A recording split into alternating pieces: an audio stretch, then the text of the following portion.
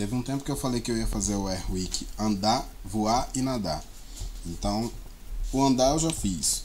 O nadar tá no teste. E o voar vai ser o próximo passo. Aqui tá um teste dele na água.